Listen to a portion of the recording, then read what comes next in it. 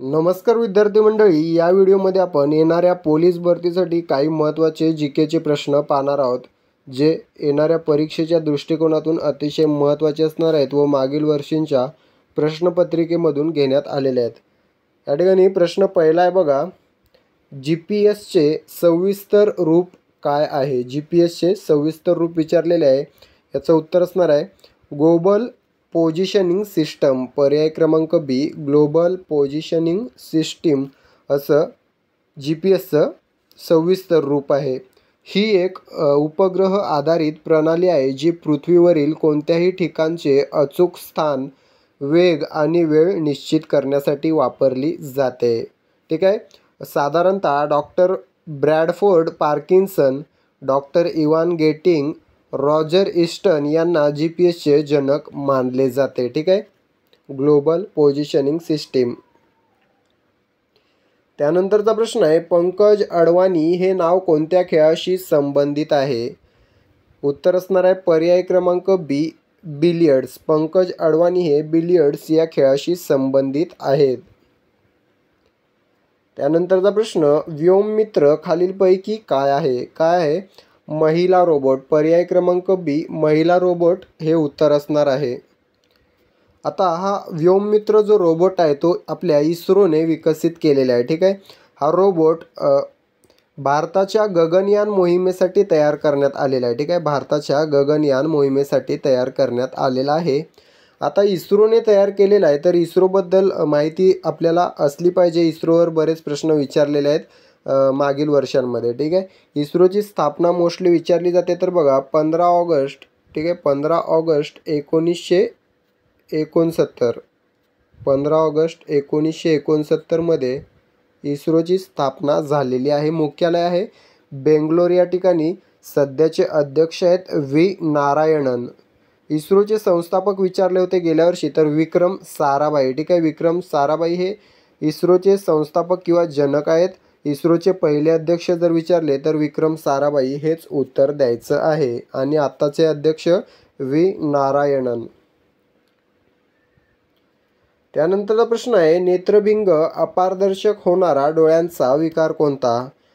योग्य उत्तर पर्याय क्रमांक सी, मोतीबिंदू। नेत्रभिंग अपारदर्शक होणारा डोळ्यांचा आजार मोतीबिंदू म्हणून ओळखला जातो। ठीक आहे। त्यानंतरचा प्रश्न आहे, सूर्यमाळकडा हे खालीलपैकी कोणत्या जिल्ह्यातील सर्वात उंचीचे ठिकाण आहे? कोणत्या? पालघर जिल्ह्यामधील। ठीक आहे, पालघर जिल्ह्यात हे सूर्यमाळ नावाचं थंड हवेचं ठिकाण आहे। ठीक आहे। त्यानंतरचा प्रश्न, उत्तरेकडून दक्षिणेकडे गेल्यास खालीलपैकी जलविद्युत केंद्रांचा कोणता क्रम बरोबर आहे? ठीक आहे, उत्तरेकडून म्हणजे असं या ठिकाणी दक्षिणेकडे गेल्यावर हे जे प्रकल्प दिलेले आहेत ऑप्शनमध्ये त्यांचा क्रम आपल्याला पाहायचा आहे उत्तरेकडून दक्षिणेकडे। तर या ठिकाणी पर्याय क्रमांक डी, भाटघर, कनेर, कोयना, राधानगरी हे उत्तर असणार आहे। ठीक आहे, सर्वात आधी भाटघर येईल जे पुणे जिल्ह्यामध्ये आहे। ठीक आहे, येळवंडी नदीवर। ठीक आहे, पुणे जिल्ह्यात भाटघर पुणे जिल्ह्यात येळवंडी नदीवर आहे। त्यानंतर कनेर येईल, कनेर हे सातारा जिल्ह्यामध्ये आहे वेण्णा नदीवर। त्यानंतर कोयना सातारा जिल्ह्यात आहे कोयना नदीवर, आणि शेवटी येईल राधानगरी कोल्हापूर जिल्ह्यात आहे भोगावती नदीवर। ठीक आहे, सेपरेटली नदीवर प्रश्न विचारला जाऊ शकतो। भाटघर येळवंडी नदीवर आहे, कनेर वेण्णा नदीवर आहे, कोयना कोयना नदीवर आहे, आणि राधानगरी भोगावती नदीवर आहे। ठीक आहे। त्यानंतरचा प्रश्न, इतिहासात होळकर राजवंशाचे संस्थापक कोण आहेत? कोण आहेत? मल्हारराव होळकर। पर्याय क्रमांक ए उत्तर असणार आहे। होळकर घराणं हे भारतातील इंदूर संस्थांचं संस्थानिक होते। ठीक आहे, प्रश्न विचारलेला आहे इंदूर हे नाव लक्षात ठेवायचं। इंदूरचे संस्थापक होते या ठिकाणी। संस्थानक इंदूर जे संस्थान होते त्याचे संस्थानिक होते कोण? होळकर घराणे। आणि होळकर घराण्याचे संस्थापक आहेत मल्हारराव होळकर। त्यानंतरचा प्रश्न, खालीलपैकी कोण लोकहितवादी म्हणून प्रसिद्ध आहेत? कोण आहेत? गोपाळ हरी देशमुख। पर्याय क्रमांक डी उत्तर असणार आहे। गोपाळ हरी देशमुख हे लोकहितवादी म्हणून प्रसिद्ध आहेत। या ठिकाणी बाळ गंगाधर टिळक आपण खूप वेळा यांच्यावर कोणकोणते प्रश्न विचारले जातात ते सांगितलेले आहेत, ठीक आहे. तर यांना मोस्टली भारतीय असंतोषाचे जनक असं म्हटलं जातं, लोकमान्य टिळकांना, ठीक आहे. त्यानंतर गोपाळकृष्ण गोखले महात्मा गांधीजींचे राजकीय गुरु, ज्योतिबा फुले महाराष्ट्राचे मार्टिन ल्युथर म्हणून ओळखले जातात. लोकहितवादी कोण आहेत तर गोपाळ हरी देशमुख. त्यानंतरचा प्रश्न, स्टॅच्यू ऑफ युनिटीची उंची किती मीटर आहे? स्टॅच्यू ऑफ युनिटी म्हणजेच एकतेचा पुतळा हा गुजरातमध्ये आहे, ठीक आहे. याची उंची आहे बघा 182 मीटर. 182 मीटर फुटामध्ये विचारली तर 597 फूट, ठीक आहे. हा जो पुतळा आहे तो गुजरातमध्ये केवडियामध्ये नर्मदा नदीवर आहे, ठीक आहे. हा पुतळा जगातील सर्वात उंच पुतळा आहे. जर प्रश्न विचारला जगातील सर्वात उंच पुतळा कोणता तर स्टॅच्यू ऑफ युनिटी किंवा एकतेचा पुतळा, ठीक आहे. हा पुतळा कोणत्या बेटावर उभारलेला आहे असं देखील विचारलं जातं. तर बघा नर्मदा नदीतील साधू बेटावर हा पुतळा उभारलेला आहे, केवडिया या ठिकाणी, ठीक आहे, गुजरातमध्ये. आता कोणाचा पुतळा आहे तर भारताचे लोहपुरुष म्हणून ओळखले जाणारे सरदार वल्लभभाई पटेल यांचा हा पुतळा आहे. या पुतळ्याचं उद्घाटन झालं होतं 2018 मध्ये, ठीक आहे. त्यानंतरचा प्रश्न, ग्रामसभेत खालीलपैकी कोणाचा समावेश होतो? कोणाचा होतो?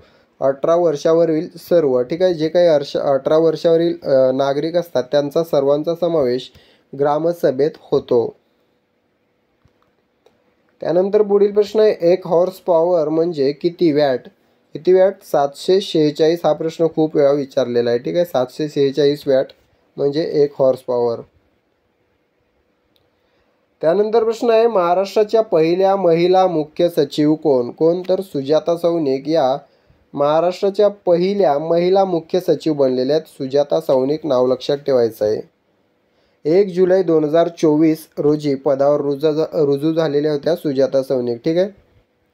जर महाराष्ट्राचे पहिले सचिव विचारले मुख्य सचिव तर इव्हान टॉटन, ठीक आहे. इव्हान टॉटन हे महाराष्ट्र राज्याचे पहिले मुख्य सचिव राहिलेले आहेत. आणि पहिल्या महिला सुजाता सौनिक.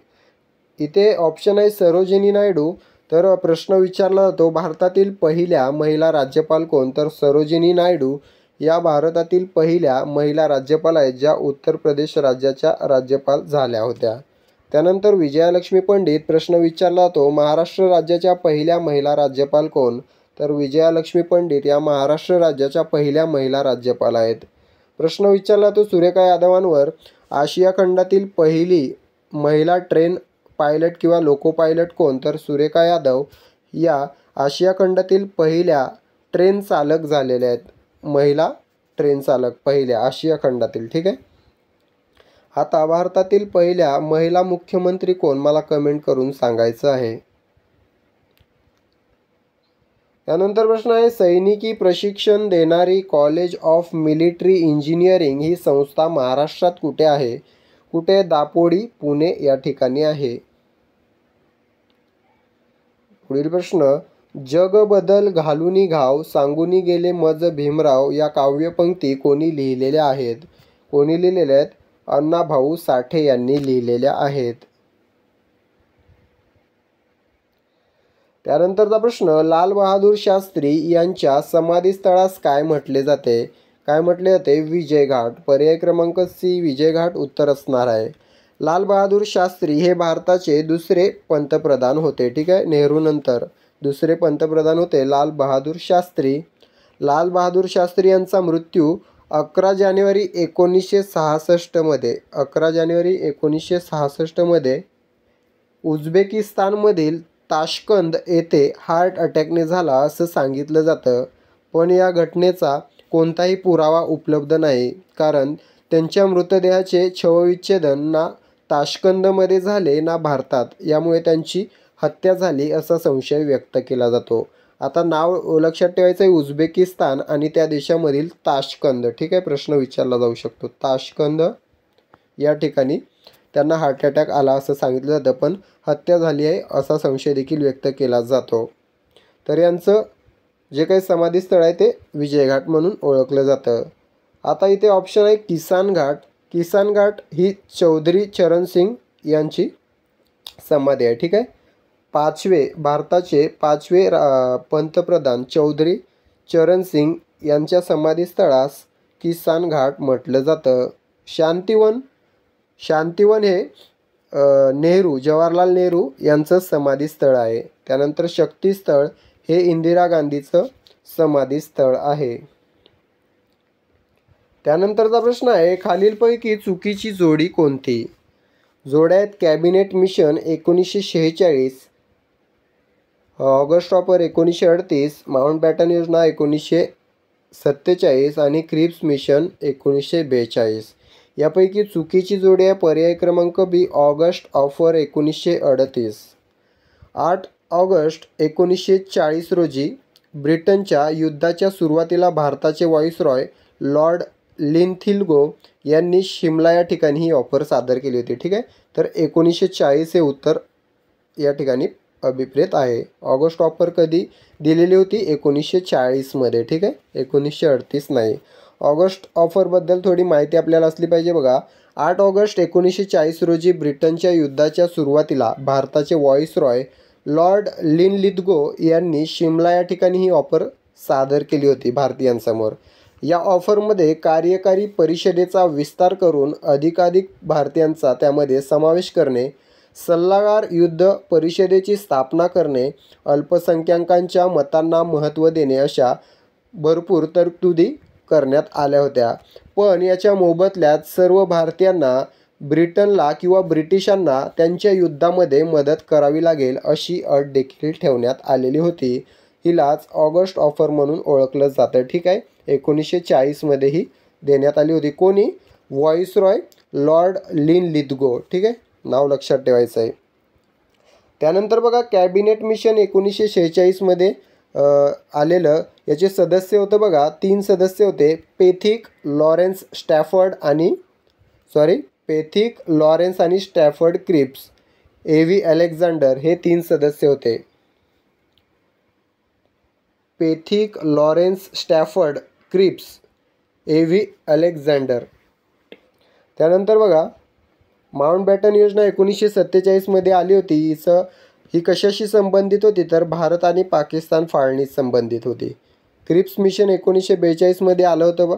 तर याच्याबद्दल तुम्हाला काय माहीत असेल तर कमेंटमध्ये सांगायचं आहे. अशा प्रकारे आपण 16 प्रश्न या ठिकाणी महत्त्वाचे कव्हर केलेले आहेत. या 16 प्रश्नांमधून तुमचे 40 ते 50 प्रश्न कव्हर झालेले आहेत, जे येणाऱ्या भरतीसाठी अत्यंत महत्त्वाचे असणार आहेत. व्हिडिओ आवडला असेल व्हिडिओला लाईक आणि चॅनलला सबस्क्राईब करून घ्यायचं आहे. भेटूया पुढील भागामध्ये. तूर्तास थांबतो. धन्यवाद.